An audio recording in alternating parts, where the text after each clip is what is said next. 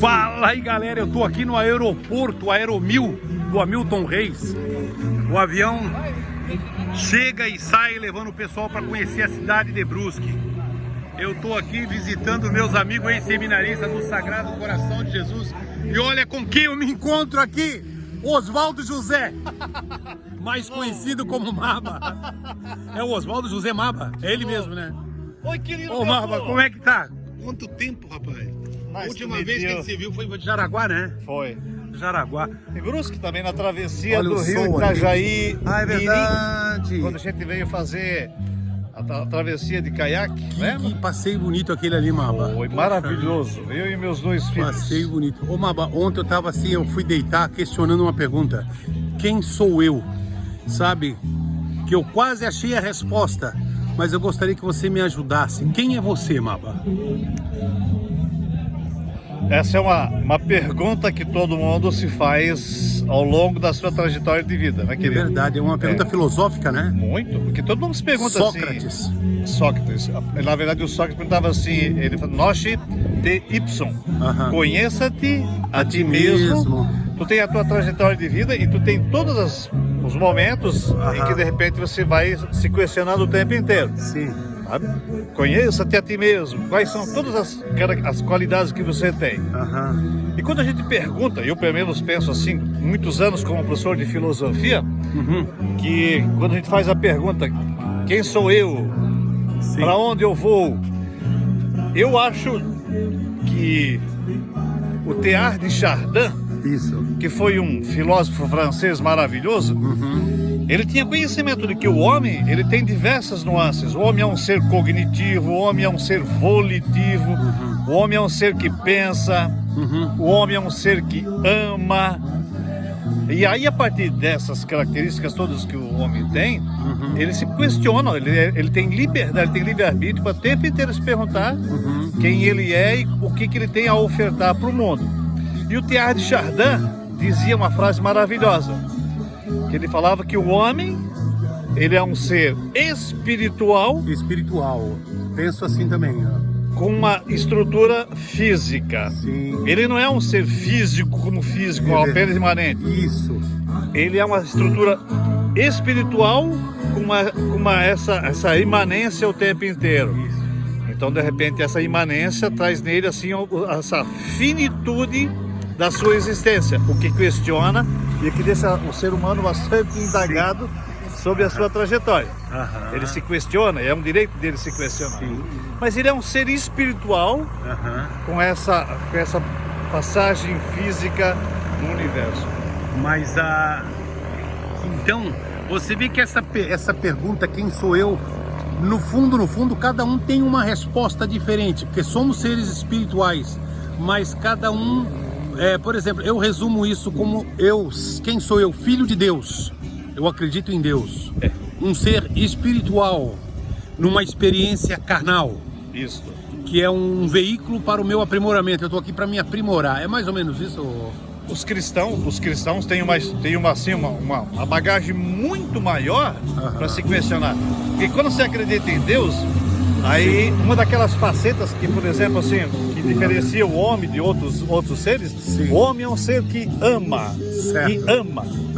Então, e a partir desse fato dele amar, ele também acaba construindo uma estrutura diferente de existência. E esse fato de ele amar e aproximar de outras pessoas que estão assim junto com ele no universo, cria nele a possibilidade de se aproximar da grandeza de Deus, que é justamente essa estrutura de amar os seus filhos no universo. Quando você passa, por exemplo, por essa passagem entendendo a paixão de Cristo, onde Cristo morre pela humanidade, daí você entende a imensidão, a magnitude do amor de Deus, onde o homem se identifica com essa estrutura de amar. Porque senão grande parte da existência dele se tornaria vazia. Amar é a grande diferença do ser humano. E eu entendo que a gente veio aqui para a gente manifestar a nossa essência divina, que é perfeita.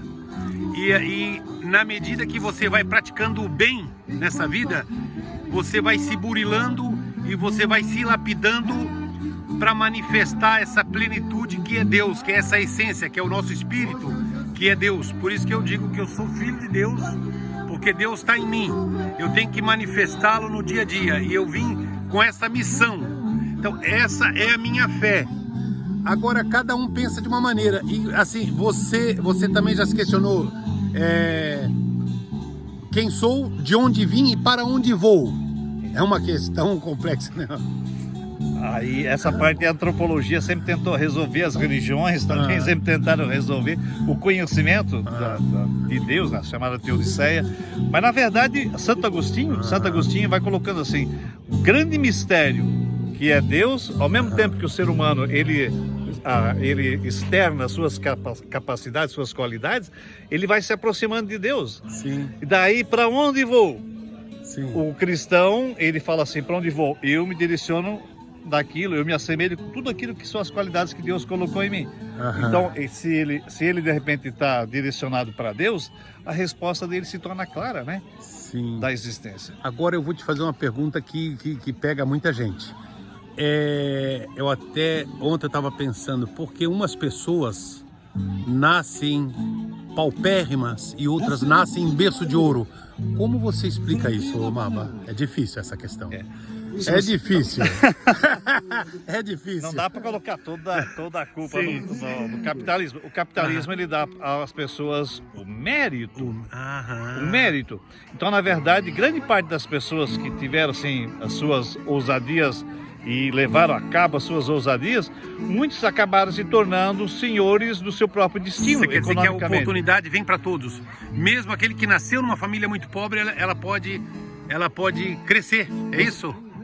No capitalismo as coisas assim, elas têm que ter mérito. Certo. E muitas dessas pessoas que tiveram mérito, elas trabalharam, batalharam, elas tiveram assim, por exemplo, um foco de vida, tiveram a fé, o foco naquilo que elas queriam.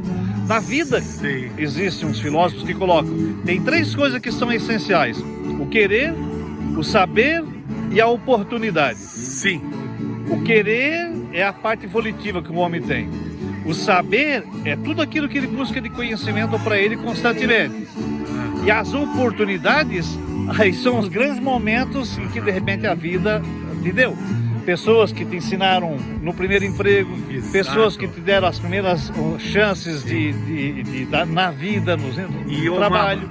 Uma coisa difícil de aceitar é que você é o único responsável pela tua vida.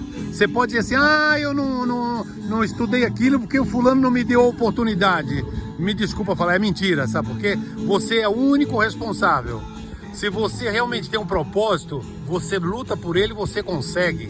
Ninguém tira o teu propósito. Isso me pareceu assim, quando de repente as oportunidades aparecem, tu tem que estar preparado para essas oportunidades. E tu falou, tem até a parábola das virgens, tem que estar preparado. Tem que estar preparado. Então, por exemplo, assim, qual é o teu feeling? E em cima desse teu feeling ali, tu se esmera o tempo inteiro. Sim, exato. Quando, antigamente sempre falavam assim, o cavalo passa encilhado apenas uma vez, o cavalo passa encilhado uma centena de vezes. É verdade. Dando oportunidades a quem, na verdade, está preparado.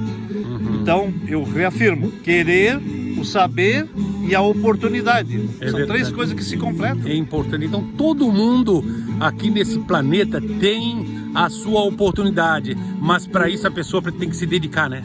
Ela precisa estudar, ela precisa conhecer a verdade. A verdade você não vai conhecer em plenitude enquanto você está aqui, mas você vai conhecer bastante coisa da verdade. Então você tem que buscar o conhecimento. O conhecimento é tudo, né, Maba? Deixa eu te contar uma história de um senhor que hoje é médico e é um dos grandes médicos da nossa micro-região de Jaraguá do Sul. Ele era menino, ele era engraxate na Praça Rui Barbosa, em Curitiba. E ele sempre, quando ele não estava engraxando sapato, ele estava lendo um livro. E ele pintava quadros com graxa de sapato. Numa oportunidade apareceu um senhor que ele sempre engraxava o sapato. Falou assim, meu jovem, eu queria te dar os parabéns, você está sempre lendo, sempre lendo, sempre lendo. Na oportunidade que você passar para a faculdade, eu pago a faculdade para ti. Olha só. E aí ele fez vestibular, passou para medicina E esse senhor pagou para ele toda a faculdade de medicina.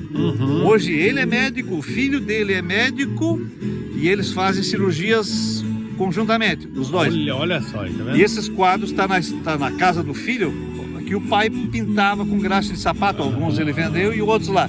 Quer dizer, ele era um menino inteligente, dedicado. Não tinha tanta oportunidade, mas ele tinha o querer muito forte com ele. Sempre lendo, sempre se transformando pelo conhecimento.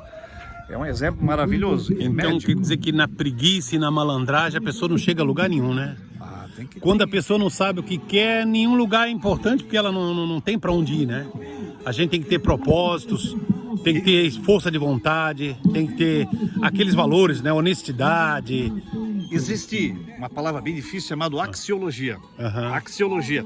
Axiologia é o estudo dos valores. Sim. Então, na verdade, o axios são valores que você tem dentro de ti, que conseguiu colocar à tona e que você transforma ao longo da tua vida. E a parte volitiva é um desses aspectos da axiologia. Então, a pessoa quer, ela se esmera, ela vai à luta. Muita gente, todo o seu limite, ele busca as coisas. E essa escala de valores hoje não é muito divulgada. A gente não vê falar na escala de valores, os valores mais importantes, né? Valores espirituais, valores morais. E as pessoas esquecem. Hoje muita gente acha que ser importante é ser famoso, é ter dinheiro, é ter carro bonito. Isso tudo é bom.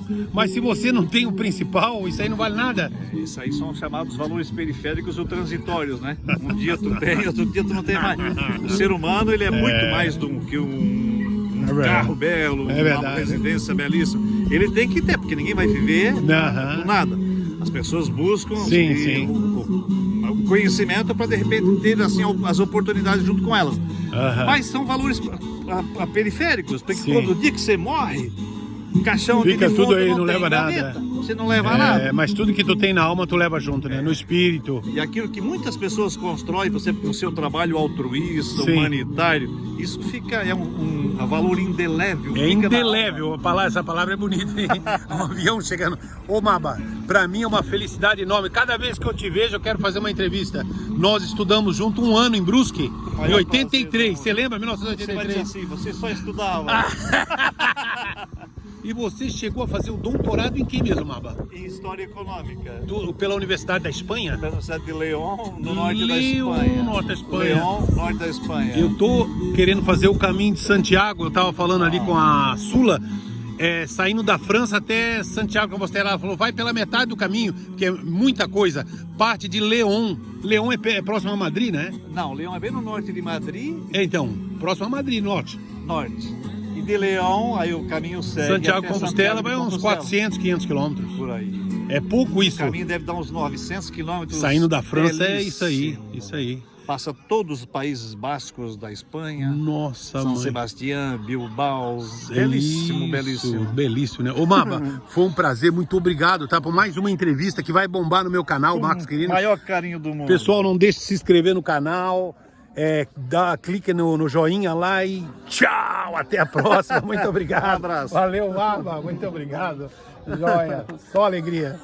É isso aí. Não gostou? Gostei. Esse é o encontro dos ex-seminaristas. Tua esposa aqui. Mas fica para uma próxima. Mas tu gostou? Eu adorei. Hã?